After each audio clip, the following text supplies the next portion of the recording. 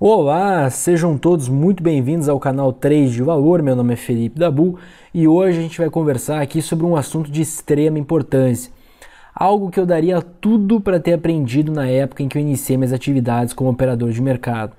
Provavelmente ter aprendido isso desde o começo teria me poupado bastante tempo, tá? Muito quebra-cabeça. Só para vocês terem uma ideia, foi só depois que eu tive acesso a essa informação que eu vou compartilhar com vocês aqui hoje que as minhas operações começaram a dar certo e eu comecei a enxergar o mercado de uma maneira diferente, de forma mais ampla. O assunto em si é sobre as camadas do mercado. Se vocês forem procurar por aí sobre isso, vocês provavelmente não vão encontrar nada. Isso porque eu inventei esse termo. Se você encontrar alguma coisa parecida, então você encontrou outro louco, que nem eu, que deu o mesmo nome para isso aí, tá bom? Mas eu acho muito difícil, até porque essa informação que eu vou te dar aqui hoje é pouco divulgada por aí. Bom, basicamente é o seguinte, o que eu quero passar para vocês nesse vídeo é que existem diversas escalas quando nós operamos o mercado. Escalas gráficas. E essas mesmas escalas, elas se interrelacionam. E existe uma hierarquia envolvendo elas. Essa é a ideia principal desse vídeo hoje. Bom, provavelmente já aconteceu com você, principalmente se você é um operador iniciante, mais comum ainda, ser estopado em um gráfico de curto prazo, como é o caso do gráfico diário, por exemplo, e não entender muito bem o movimento que o mercado fez, porque logo em seguida, depois de ele te estopar, o mercado simplesmente andou um pouco de lado, ou então até caiu um pouco, e depois tomou a direção em que você havia previsto. Bom, isso muito provavelmente se deve ao fato de que em uma escala gráfica maior, como é o caso do semanal, se você está operando diário, o mercado estava buscando realizar outro movimento na direção contrária. Então existe uma certa hierarquia entre as escalas gráficas, isso que eu quero que vocês entendam aqui. Eu até fiz um esqueminha aqui. A gente tem o gráfico mensal, que é o gráfico mais forte de todos, ele que é o pai de todos, que vai mandar nos gráficos que estão abaixo dele. Geralmente, quem opera gráfico mensal é o investidor institucional ou investidor pessoa física que tem muito dinheiro, tá? Mas normalmente é um investidor institucional. É lá que ele vai tentar comprar as ações que ele considera baratas, pelo menor preço possível e comprar o máximo que ele puder. Isso vai gerar um certo fluxo que vai, por consequência, movimentar o gráfico semanal, que é onde os operadores de position, os operadores que buscam especular, buscando variações mais amplas, variações mais maiores, né, envolvendo a movimentação dos preços. Logo abaixo do position está o gráfico diário e o de 60 minutos, que é onde os operadores de curto prazo, os swing traders, operam. E depois a gente tem os gráficos de curtíssimo prazo, né, que é onde os day traders baseiam suas operações, 15 minutos, 10 minutos ou até 5 minutos. Bom, tudo bem, mas por que isso ocorre? Tá? Vamos entrar mais a fundo nisso aí. Pense no mercado como um emaranhado de caos. São diversos tipos de pessoa negociando ao mesmo tempo. Então a gente tem investidor institucional, investidor pessoa física, investidor estrangeiro no meio dessa bagunça, cada um com a sua devida estratégia. Daí a gente ainda tem os operadores de mercado, position trader, swing trader, day trader, os scalpers, e no meio disso tudo a gente ainda tem uma maioria, né, a massa, que nem sabe o que está fazendo e só está lá no meio porque bolsa virou moda, né? Porque ele leu no jornal que a bolsa está subindo, que Vale vai subir, que Petrobras vai subir, e ele resolve entrar na festa toda, mesmo sem ter qualquer estratégia, qualquer tipo de plano. O fato é, meus amigos, é que cada agente de mercado vai ter sua própria estratégia. Eu estou falando das pessoas que têm uma estratégia, tá? Dos investidores e operadores. Day traders geralmente vão buscar alvos de 1 a 2% de suas operações. Swing traders vão buscar um alvo um pouco maior, de 5 a 8%, e também vão correr um risco maior Pessoal, só lembrando, é uma média isso que eu estou falando, tá? Nem sempre um day trader vai buscar alvo de 1 a 2%. Nem sempre um swing trader vai buscar um alvo de 5 a 8%. Pode chegar muito mais que isso, muito menos que isso. É uma média aí que eu estou fazendo. Position traders, né, por sua vez, vão ter um alvo no decorrer de algumas semanas de pregão. Normalmente 20, 30% em média. E os investidores, como eu já disse, eles vão querer acumular o maior bloco de ações que eles puderem, de boas empresas que teoricamente, né, eles consideram baratas, no menor espaço de tempo. Então, todos eles têm a sua estratégia. Agora, eles têm algo em comum, apesar das estratégias serem diferentes. Todos eles utilizam os mesmos parâmetros para determinar se o mercado está sobrecomprado ou sobrevendido. Esses parâmetros normalmente são indicadores aí, ferramentas de análise técnica, médias móveis, IFR, estocástico lento, etc, etc, etc. Bom, isso acaba gerando um conflito entre cada agente de mercado. Então, por exemplo, para um swing trader que acaba de operar o gráfico diário, o mercado ele oferece uma compra, pois as médias móveis já estão mais próximas da região de preço.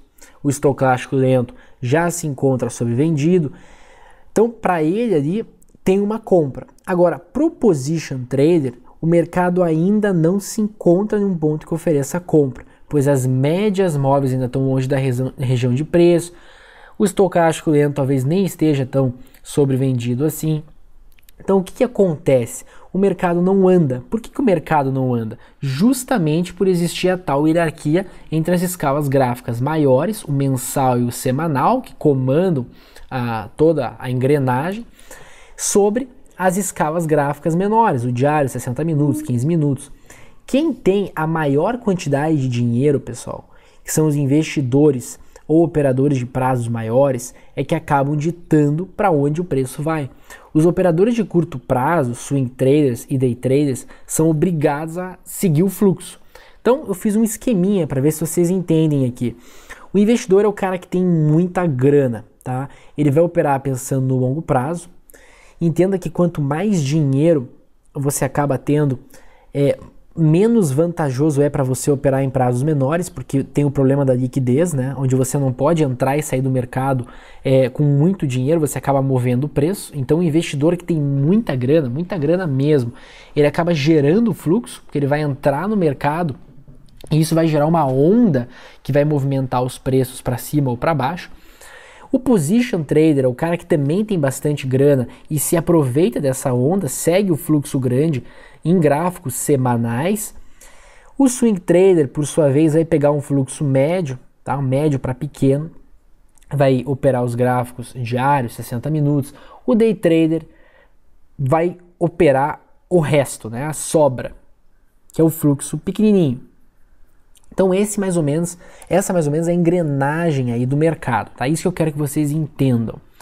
Bom, Felipe, tudo bem. Como é que funciona isso aí? Vamos ver na prática como é que funciona isso aí, pra vocês entenderem do que eu tô falando, que acho que só olhar a teoria, assim, vocês não vão conseguir captar aí a mensagem que eu tô passando para vocês.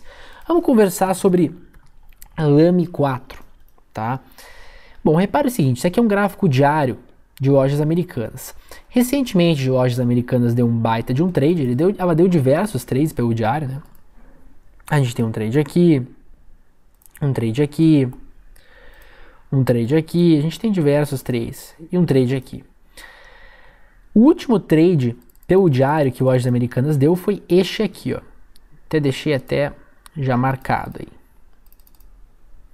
Ó, foi este aqui, onde depois de uma movimentação de alta, a gente vê que o ativo está numa tendência de alta no diário, ele recua para a média móvel de 9 períodos, que a gente sabe que é um importante ponto de inflexão e um parâmetro para a gente definir se o mercado está num ponto de compra. Então ele recua para essa média, faz um sinal aqui, um candle com retração de volatilidade, baixa direcionalidade, que poderia agradar muitos traders aí e fazer com que eles tomassem a atitude de deixar um gatilho aqui na superação dessa máxima.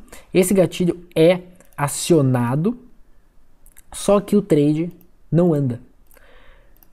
Por que o trade não anda? Bom, Se a gente for para um prazo maior, e é isso que eu quero passar para vocês, sempre quando a gente estiver operando, seja qualquer prazo, até mesmo semanal, vai para um prazo maior e tenta entender o que está acontecendo. No semanal tu vai para o mensal, do diário você vai para o semanal, do 60 minutos você vai para o diário, do 15 minutos você vai para 60 minutos, enfim, você vai tentar ter uma visão maior. Se a gente olha o semanal, a gente vê que na semana que a gente tinha a compra no diário, onde que estavam as médias, ó? Onde que estava a média móvel no semanal, tá? Muito longe da região de preço, o ativo não vai subir assim. É muito difícil, o ativo tem que estar muito, muito forte, que não é o caso de Lame 4 aqui, para ele fazer um movimento como esse, assim, sem parada. Então, a gente espera algumas semanas, no caso agora está começando a ficar interessante, a gente pode até para o diário, olha aqui, ó, tá começando a ficar interessante, ó. A gente tem agora uma região de suporte, uma região de resistência, o preço testa a região de suporte aqui e agora sim a gente tem o diário e o semanal alinhados para uma eventual operação. Vamos olhar outro exemplo, Marfrig, por exemplo, um trade que eu fui estopado, que eu não me atentei para isso. Olha Marfrig, se a gente olhasse o diário,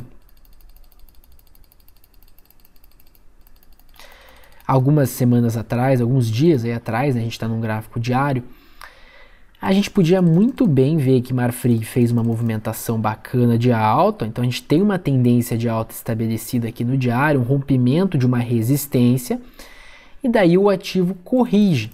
Já com as duas médias aqui próximas da região de preço, a 9 e a média intermediária, que eu utilizo de 34 períodos aqui, a gente teria uma possível compra. Bom, acontece que essa compra não acontece mesmo ela sendo ativada, né? Ela não vai para frente, ela não deslancha. Por quê? Vamos olhar o semanal para tentar entender. Bom, a gente está falando daqui. Olha o que tinha no semanal. A média de 9 períodos até estava alinhada aqui com o preço.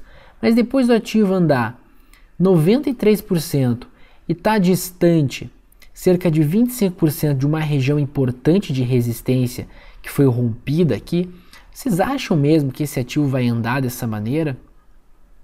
Não, né? É muito provável que tenha ou semanas mais laterais aqui no semanal, tá? Que era a minha expectativa, eu fui estopado justamente por causa disso, eu estava esperando um movimento mais lateral, então até acertei a direção do mercado, mas, né, o que aconteceu foi que teve tanta volatilidade que acabou me estopando duas vezes, né? Perdeu a mínima.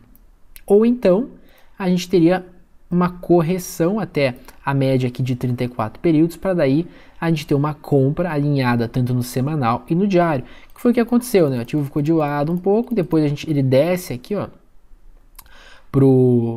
para a média de 34 períodos e dá agora a compra.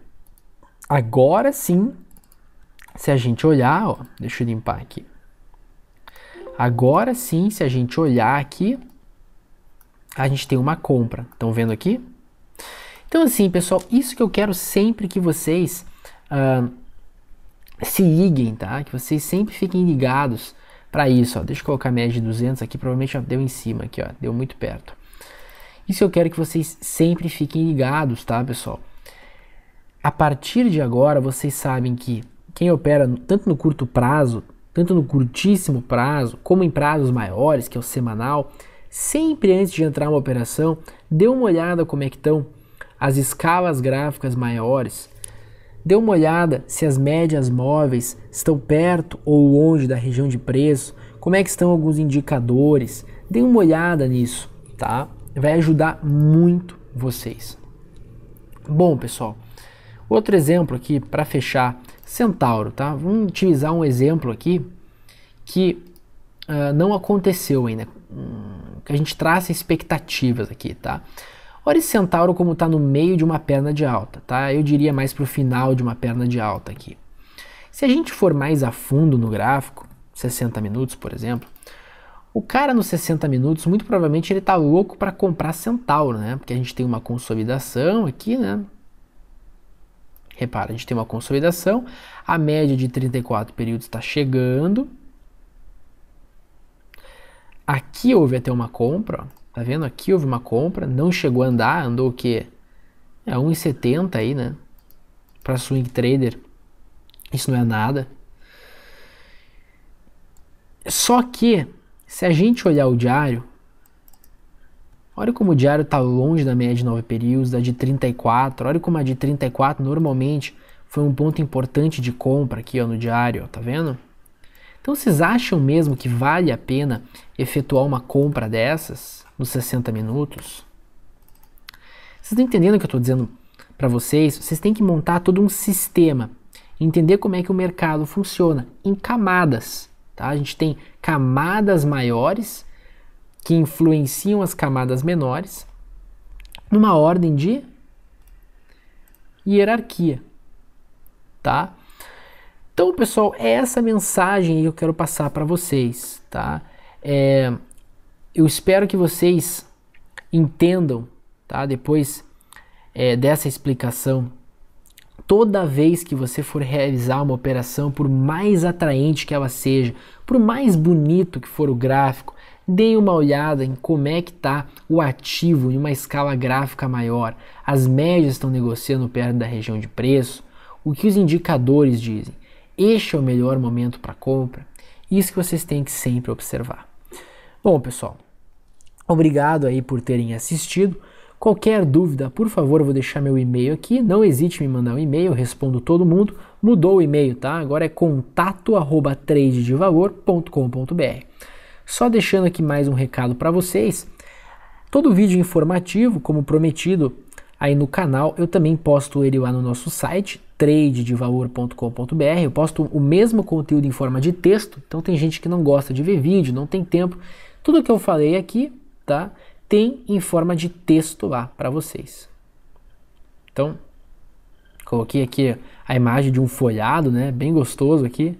Dá até fome de olhar isso aí, mas é para justamente representar aí as camadas. Então, tudo que eu falei para vocês, eu escrevi lá.